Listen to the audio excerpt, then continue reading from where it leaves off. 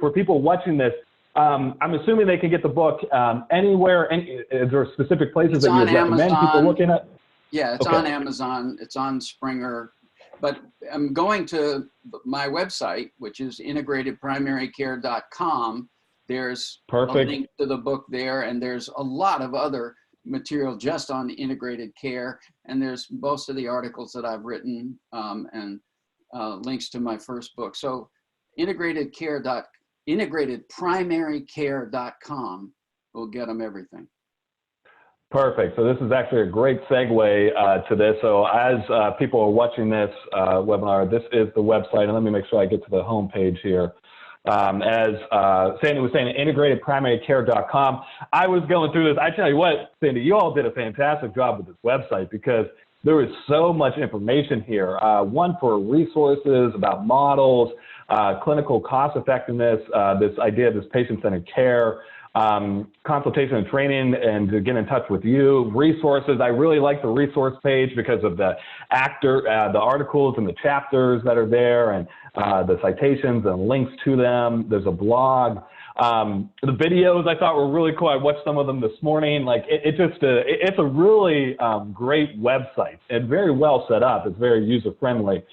Anything else that you would want to highlight for the website, Sandy? Anything else that you would, little tidbits that you would really encourage people to, like, if you go into the website, check this out first, or make sure you look at this? One of the things that people do, if they go to the website and they look at the patient-centered care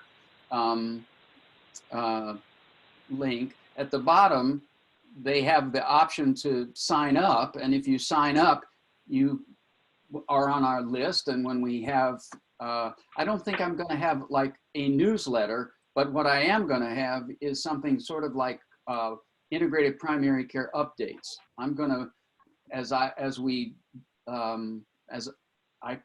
have studies on topics, or I see other really good studies on topics, I'm going to send them to people. But the other thing is, when you sign up, I send you a sheet or a file with all of the abstracts from all the chapters in the book, plus the foreword to the book, which was done by Frank Degree, who's the chair of family medicine at Colorado. His foreword is so great that I'm a little embarrassed by it, but it's also, I mean, Frank is the preeminent person in our field to me. I mean, he's been a mentor and a great friend, and I'm so proud of that foreword that I just included to everybody. That's fantastic. So again, for people, the book is right here, Patient-Centered Primary Care, Getting from Good to Great. I just, as you were talking, Sandy, I just signed up for it, so I'm looking forward to getting that information. And I think one of the things that I really want to highlight in this is that, I mean, these are the type of resources and stuff that we want to share with everybody. So if people are watching this and they have trainees, if they have people they're consulting with, if they have a team that they're overseeing, you know, connecting them to these type of resources such as this website, because it is something that, I don't know, I think a lot of times when you're working in integrated care, you feel like, I don't know where to go for things, I don't know who to contact, I don't know resource. This is a very, very great website that really is a centralized place for a lot of this stuff. Thank you. I developed a training program for primary care behavioral health at UMass, and that training program is still there in the and I think it's all asynchronous, it's online. But while I was there, I got an awful lot of requests for PCBH2. And so I'm going to be offering a course for people who find themselves in leadership positions in integrated care.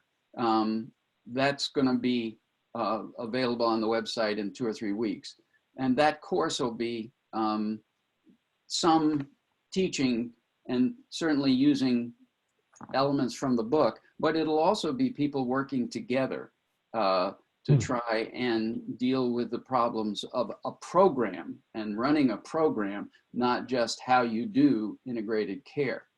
And so I'm hoping that you know, there's so many people out there who are called Director of Integrated Care and who are on our listserv saying, I don't know what to do. They put me in this position and holy cow, this is tough. You know, Sandy, it's something I think there was an email, I think, obviously just even last week, right, about, you know, with kind of the state of the affairs in our country right now, that people are trying to come up with like training programs for people to even do that can be digitally done. And so not only do I think it's a, you know, obviously, you know, we get emails all the time about like, just how do you do this as being a director? What metrics do you focus on? How do you build people up? How do you do core competency training? And now I think there's a big push to what you're providing here, which is webinars or digital training, not just because of what's going on in the health, but people, this is a great way to get some additional training and some additional support. So this is really exciting. That's cool.